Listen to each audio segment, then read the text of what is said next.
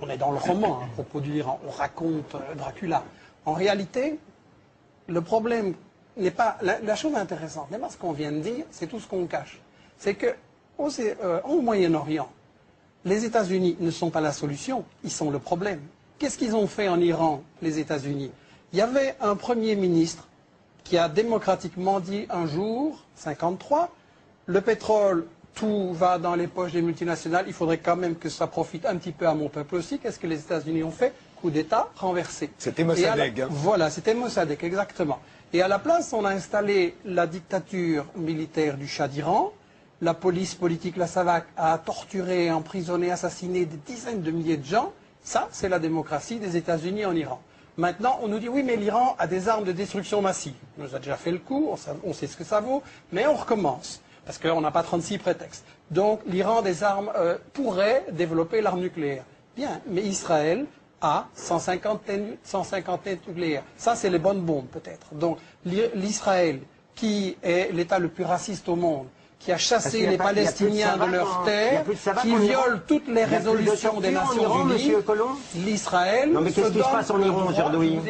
Non mais enfin vous dites n'importe quoi. Est-ce que je vous ai interrompu? Vous expliquez qu'il y avait la SAVAK envers les spectateurs. Non mais enfin, terminé Michel Collomb. On ne peut pas laisser passer des énormités pareilles.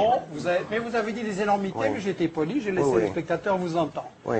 En essayant de m'interrompre, vous donnez l'impression que vous avez peur de ce que je vais dire. Laissez-moi aller jusqu'au bout. Je vous assure que je suis très calme là-dessus. Laissez-moi aller jusqu'au bout, alors, par politesse envers les spectateurs. Allez-y, non, enfin, que la SAVAK n'existe plus, c'est quand même un peu énorme. Bafoue les résolutions de l'ONU depuis toujours, a chassé les Palestiniens de leurs terres. Ils ne s'en sortent que grâce au veto des États-Unis chaque fois, sinon c'est la condamnation internationale. Le problème ne va pas être résolu par les États-Unis et Israël, c'est eux le problème. On ne peut pas avoir une paix au Moyen-Orient tant qu'on a un État colonialiste qui place les Palestiniens dans les camps de concentration. Il n'y aura pas de paix sans la justice, c'est aussi simple que ça. Cancel. Pour un petit rappel, hein, la situation de l'Iran et des bases américaines qui l'entourent, c'était dans le dessous des cartes, l'émission de Jean-Christophe Victor. Je vous invite justement à regarder la carte. Depuis novembre 2001, avec la traque des réseaux Al-Qaïda, le pays constate l'installation de facilités militaires américaines au Tadjikistan, au Kirghizistan et en Ouzbékistan. Elle complète au sud les bases américaines dans le Golfe. À l'est, en Afghanistan, l'Iran est maintenant débarrassé du régime taliban qu'il a toujours combattu, mais ce pays est toujours aussi pauvre, toujours aussi instable, et il y a maintenant à Kaboul un gouvernement central mis en place par les États-Unis. Au sud-est, le Pakistan, également instable, est totalement écartelé entre les choix de politique extérieure du gouvernement, apparemment pro-américain, et les adhésions profondes de la société pakistanaise, musulmane et anti-américaine. Enfin, à l'ouest, évidemment, l'Irak.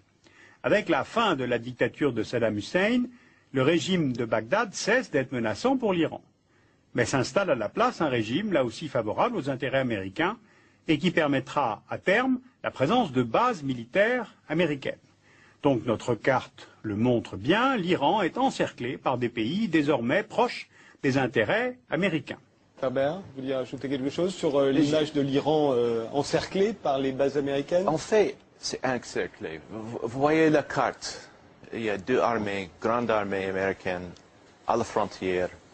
Et c'est Bush qui a menacé beaucoup de fois l'Iran. C'est en fait les États-Unis peuvent attaquer l'Iran. Il y a, comment dirais-je, une paranoïa de la part des Iraniens. Justement, paranoïa de la part des Iraniens qui ferait suite aux menaces nombreuses des Américains. On se souvient que les Américains avaient d'ores et déjà menacé l'Irak avant de l'envahir. On a entendu George Bush avant-hier, dans son discours de sortie, comme on les appelle, reconnaître une erreur. Ce serait d'avoir cru le renseignement en 2003. On va écouter tout de suite George Bush se confessant. The biggest regret of all the presidency has to have been the intelligence failure in Iraq. A lot of people put their reputations on the line and said, the weapons of mass destruction is a reason to remove Saddam Hussein. It wasn't just people in my administration, and that's not a do-over. But I wish the intelligence had been different, I guess.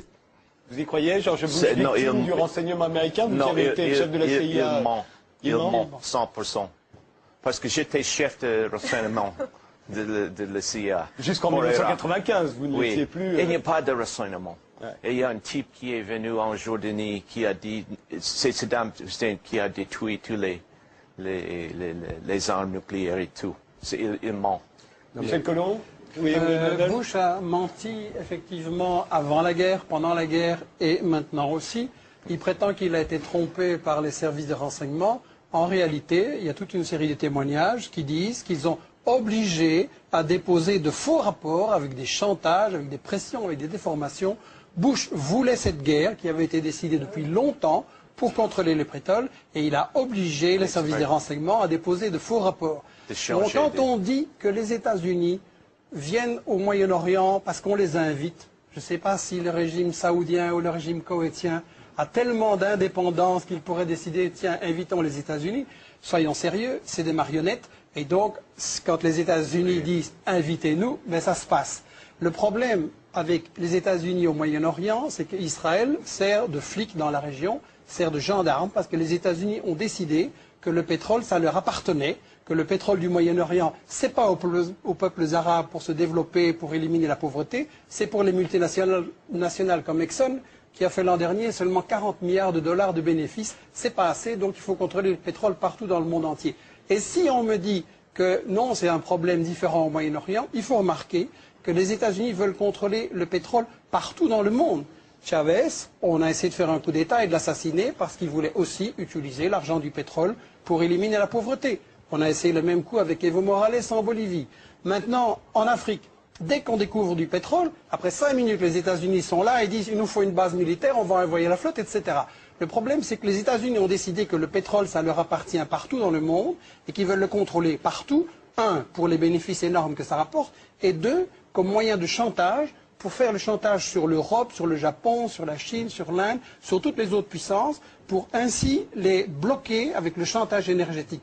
Donc Israël, il sert juste de flic dans cette stratégie-là. William est très généreux parce qu'en réalité, les États-Unis ont essayé d'empêcher l'approvisionnement de la Chine en pétrole et en gaz et de contrôler le pétrole et le gaz de la mer Caspienne et de l'Asie centrale.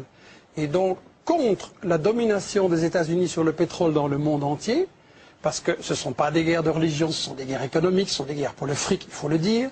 Contre cette domination, il y a maintenant en Asie un phénomène nouveau et important, c'est que la Russie, la Chine et une série de républiques d'Asie centrale se sont unies dans l'organisation de la coopération de Shanghai, qui est un phénomène très très important, avec l'Inde, l'Iran, etc., le Pakistan, je crois, comme observateurs.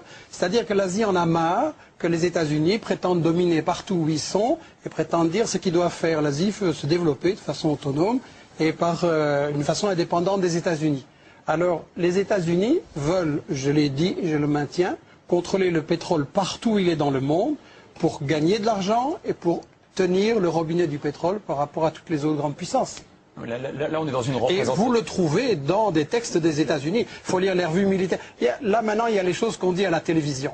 Mais en réalité, quand vous lisez les revues militaires stratégiques des États-Unis ou les trucs du Wall Street Journal, etc., ils disent bien, nous devons contrôler le pétrole nous-mêmes. Oui, Et ici, on est dans une représentation de télévision et on m'a accusé d'être anti-israélien et que je calomniais Israël et que je les porterais comme je m'attendais, parce que je sais que vous êtes dans un lobby israélien.